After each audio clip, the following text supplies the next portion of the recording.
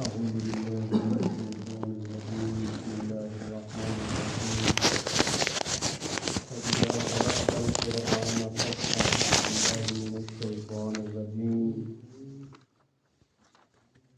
وقال الله تعالى في مقام آخر إنه من سليمان وإنه بسم الله الرحمن الرحيم صدق الله العظيم. پہلی بات تو یہ ہے کہ نبی پاک صلی اللہ علیہ وسلم نے فرمایا کہ قرآن پاک کی ایک آیت سیکھ لینا یہ 100 رکعت نفل سے افضل ہے، اور آپ صلی اللہ علیہ وسلم نے فرمایا کہ علم کا ایک باب سیکھ لینا یہ 1000 رکعت سے افضل ہے. تو یہ سمجھ کر کہ اللہ تعالیٰ کے نبی پاک صلی اللہ علیہ وسلم کے فرامین کے ساتھ قرآن پاک کی بھی تفسیر چلے، دونوں چیزیں چلیں تو یہ زیادہ فائدہ ہے. اس طرح ہونا چاہیے یا نہیں ہونا چاہیے، یعنی قرآن کی تفسیر بھی ہو اور ساتھ حدیث بھی ہو، حدیث اور قرآن دونوں ساتھ ہیں، اور یہ فضیلت بھی ہم حاصل کر سکیں. اب 10 رکعتیں میں پڑھنی پڑے نا، یا 17 رکعتیں عشاء کی ہیں وہ پڑھنی پڑے، ہم بڑی مشکل سے پڑھتے ہیں. تو 100 رکعت 1000 رکعت یہ زبان سے کہنا آسان ہے مگر کرنا بہت مشکل ہے. اسی طرح قرآن مجید کا ایک ادب ہے کہ جب قرآن مجید کی درس ہو اس کے قریب آ جانا چاہیے، صفحے چھوڑ کر قریب بیٹھنا، ہلکا بنا کے بیٹھنا، یہ بھی قرآن مجید کا ادب ہے تاکہ قرآن پتہ چلے کہ یہ قرآن پاک کے عشاق ہیں، قرآن پاک کا علم کا شوق رکھنے والے. اور دوسرا یہ بات ہے کہ اگر کوئی درس کے دوران کوئی بات سمجھ نہ آئے تو وہ بعد میں آپ پوچھ سکتے ہیں، اور اس کے بعد اگر وہ دوسرے لوگوں کے لیے بھی فائدہ مند ہوگی تو اس کا میں بلا نام سب کے سامنے ذکر کر دوں گا. اس کے بعد بہتر تو یہ ہے کہ قرآن مجید آپ کے سامنے ہو تاکہ آپ کو بھی ترجمے کا پتہ چلے کہ قرآن مجید میں کیا اللہ تعالیٰ نے کہا ہے اور کیا ترجمہ استاد کر رہے ہیں. یہ بھی آپ کے فائدے کے لیے بڑا ہی فائدہ مند ہے. دیکھو نا کہ اگر ہمارا بیٹا یا کوئی قریبی رشتہ دار بہر ہو اور وہ کوئی اگر خط بھیجے اور والدین جو ہیں وہ ان پڑھ، ان کو پتہ نہ ہو کہ ہمارے بچے نے کیا لکھا ہے، فارسی میں ہو یا اسی طرح عربی میں ہو، کسی زبان میں ہو، والدین نہ پڑھ سکتے ہوں، تو والدین کی یہ خواہش ہوتی ہے کہ کوئی ایسا آدمی مجھے ملے جو اس خط کو پڑھ کے دکھائے تاکہ پتہ چلے کہ ہمارے بیٹے نے کیا لکھا ہے، اس میں ہمارے لیے کیا پیغام بھیجا ہے. تو ہم پوری کوشش کرتے ہیں تاکہ اس کا ہمیں پتہ چل جائے. تو یہ کلام خداوندی اللہ تعالیٰ نے اپنے بندوں کی طرف بھیجا ہے، یہ پیغام خداوندی ہے. تو ہمیں اس کی بھی کوشش کرنی چاہیے اور شوق اور شغف رکھنا چاہیے کہ اللہ تعالیٰ نے اس کلام پاک میں ہمارے لیے کیا پیغام بھیجا ہے، تاکہ ہم اس سے پڑھیں جو اہل قرآن ہیں، تو قرآن پاک کا علم رکھنے والے ہیں، اس سے ہم سیکھیں کہ ہمیں قرآن پاک نے اللہ تعالیٰ نے قرآن پاک میں کیا پیغام بھیجا ہے. تو یہ سیکھنا چاہیے کہ نہیں سیکھنا چاہیے. تو آج کے درس میں 2 چیزیں ذکر کی جائیں گی، اعوذ باللہ من الشیطان الرجیم اور بسم اللہ الرحمن الرحیم کا مختصر ترجمہ اور تفسیر. قرآن پاک کے آداب اور پڑھنے اور سننے کے آداب اور اعوذ باللہ پڑھنے کا حکم. قرآن مجید کا پڑھنے کا ادب یہ ہے کہ جب بھی اس کی تلاوت کی جائے اس کو باوضو ہو کر ہاتھ لگایا جائے. قرآن پاک میں 27واں پارہ سورہ واقعہ میں اللہ تعالیٰ نے فرمایا لا یمسہ الا المطہرون، لا یمسہ الا المطہرون. قرآن پاک کو وہی چھوئیں جو مطہر اور پاک ہو، اس لیے اس کو باوضو ہو کر ہاتھ لگانا چاہیے. اور اس کے بعد قرآن مجید کو جب پڑھا جائے اس کو توجہ سے سننا چاہیے، اذا قرئ القرآن، سورہ اعراف میں آخر میں اذا قرئ القرآن فاستمعوا له وانصتوا لعلکم ترحمون. جب قرآن پاک کی تلاوت کی جائے تو فاستمعوا لہ، اس کو توجہ کے ساتھ سنو، وانصتوا، اور خاموش رہو، لعلکم ترحمون، تاکہ تم پر رحم کیا جائے۔ اور قرآن پاک میں خود اللہ تعالیٰ نے حکم دیا ہے کہ اذا قرأت القرآن فاستعذ باللہ من الشیطان الرجیم، کہ یہ سورہ نحل ہے۔ اللہ تعالیٰ نے فرمایا 14واں پارہ کہ جب بھی آپ قرأت شروع کریں تو اعوذ باللہ من الشیطان الرجیم پڑھیں۔ اعوذ باللہ کا ترجمہ کیا ہے؟ اعوذ باللہ، میں اللہ تعالیٰ کی پناہ میں آتا ہوں شیطان مردود سے۔ اعوذ باللہ، اللہ کی پناہ میں آتا ہوں شیطان مردود سے۔ سمجھ آئی کہ نہیں ہے؟ الشیطان مانا شیطان، من الرجیم مانا مردود، شیطان مردود کی پناہ سے، پناہ میں آتا ہوں۔ استعاذہ کا معنی اور اس کی حکمت، یعنی یہ جو استعاذہ ہم کر رہے ہیں اس کی حکمت کیا ہے؟ دیکھو، شیطان جو ہے نا یہ ہمارا کھلا دشمن ہے، کھلا دشمن ہے، اور جب بھی کوئی نیک کام کرتے ہیں نا یہ درمیان میں رکاوٹ بنتا ہے، درمیان میں رخنہ اندازی کرتا ہے تاکہ یہ کام بندہ نہ کر سکے۔ جتنا بڑا کام ہوگا نا، جتنا عظیم بلند ترین کام ہوگا، اتنا ہی شیطان کوشش کرے گا کہ یہ کام نہ کرے۔ اور قرآن مجید تو جو پوری عملیات کا، پوری بھلائیوں کا سرچشمہ ہے، تو اس کی جب تلاوت کریں گے، اس کا ترجمہ تفسیر پڑھیں گے تو درمیان میں شیطان کیا ہے؟ رکاوٹ بنے گا۔ تو اس لیے اللہ تعالیٰ نے حکم دیا کہ جب بھی آپ تلاوت قرآن کریں تو اعوذ باللہ من الشیطان الرجیم پڑھیں، کیونکہ دیکھو نا، اعوذ باللہ من الشیطان الرجیم پڑھنا یہ اللہ تعالیٰ کی پناہ میں آنا ہے، اللہ تعالیٰ کی پناہ میں آنا ہے، اللہ تعالیٰ کے کلے میں آنا ہے، اللہ تعالیٰ کی حفاظت میں آنا ہے شیطان مردود سے۔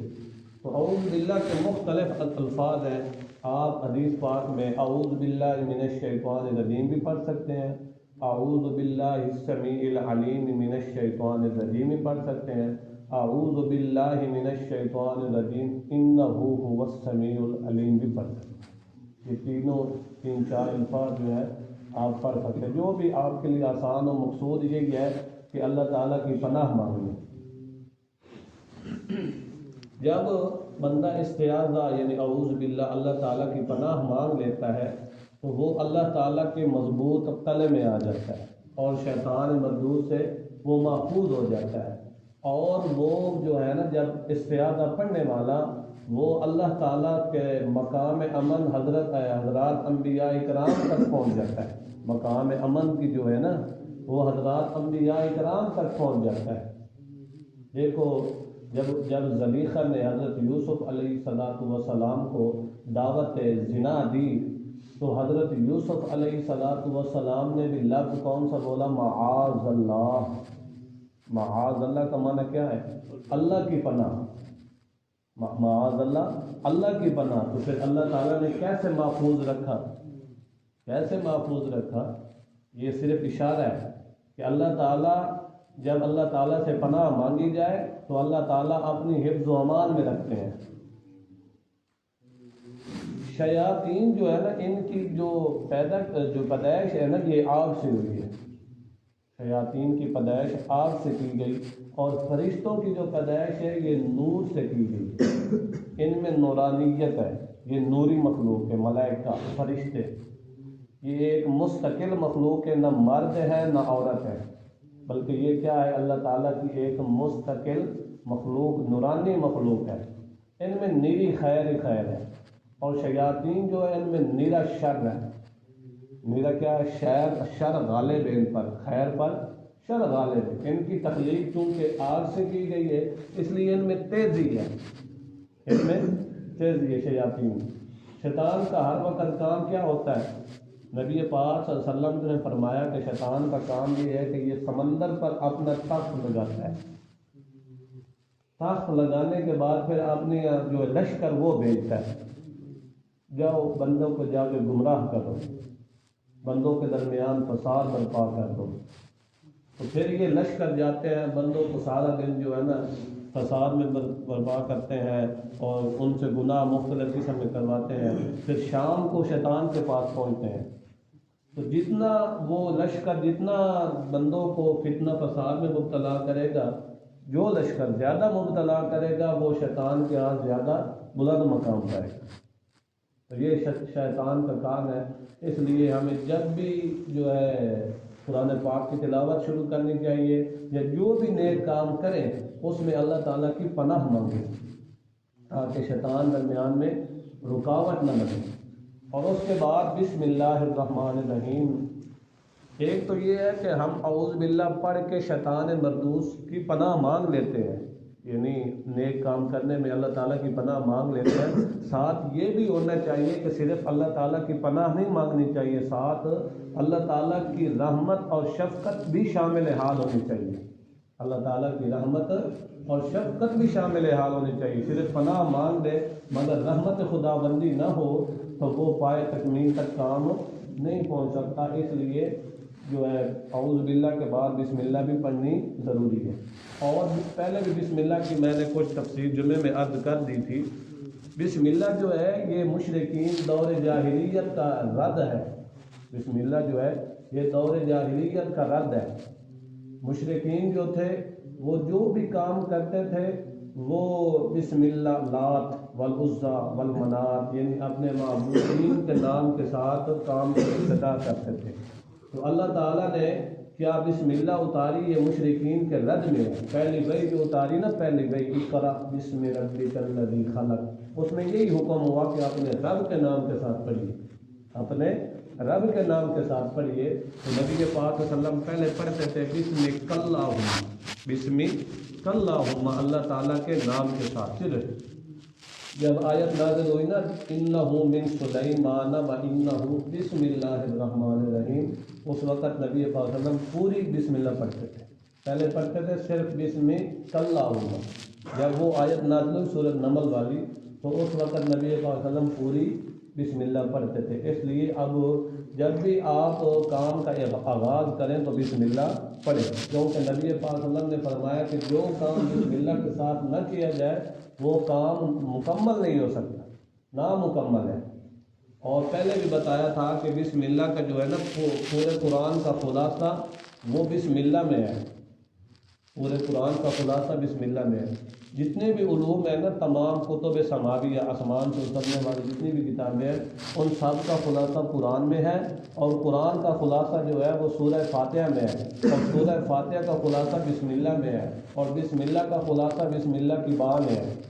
اور با کا معنی یہ ہے کہ ملانا، با کا معنی ملانا یعنی قریب کرنا۔ تو پورے قرآن کا خلاصہ یہ معلوم ہوا کہ یہ قرآن پاک اس لیے آیا کہ بندوں کو اللہ تعالیٰ سے قریب کیا جائے، اللہ تعالیٰ کے ساتھ ملایا جائے۔ اور دیکھو نا کہ بسم اللہ میں اللہ تعالیٰ کا نام ہے الرحمن الرحیم، یہ کیا ہے؟ اللہ تعالیٰ کے نام ہے نا۔ اللہ کس کو کہتے ہیں؟ اللہ اس کو کہتے ہیں جو واجب الوجود ہو، یعنی کیا ہے؟ جو حادث نہ ہو، ختم ہونے والا نہ ہو، بلکہ ازل سے ہو، ازل سے ہو، واجب الوجود ہو، جس کی تمام صفات جو ہے وہ دائمی ہو، زائل ہونے والی نہ ہو۔ الرحمن، الرحمن کسے کہتے ہیں؟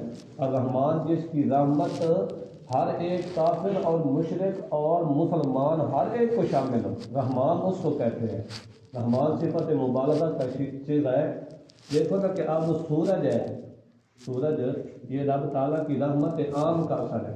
سورج سے جس طرح کافر فائدہ اٹھاتے ہیں اسی طرح مسلمان بھی اٹھاتے ہیں۔ جب بارش ہے تو یہ بھی رحمت عامہ کا اثر ہے، جس طرح مسلمان فائدہ اٹھاتے ہیں اسی طرح کافر بھی فائدہ اٹھاتے ہیں۔ الرحیم جو ہے یہ اللہ تعالیٰ کی رحمت خاص ہے، اس سے صرف فائدہ دن قیامت کے مومنوں کو ہوگا، صرف مومنین کو ہوگا، کافروں کو کوئی فائدہ نہیں ہوگا۔ تو بسم اللہ الرحمن الرحیم پورے قرآن کا ایک ادب یہ بھی ہے کہ اس کو پاک باوضو ہو کر قرآن پاک کو ہاتھ لگانا چاہیے۔ اور یہ جو عورتیں نفاس والی ہوتی ہیں یا حیض والی ہوتی ہیں وہ قرآن پاک کو بطور تلاوت پڑھ بھی نہیں سکتی، بطور تلاوت پڑھ بھی نہیں سکتی، ہاں بطور دعا بطور دعا بسم اللہ الرحمن الرحیم پڑھ سکتی ہیں، اسی طرح اور بھی اذکار جو ہیں وہ کر سکتی ہیں۔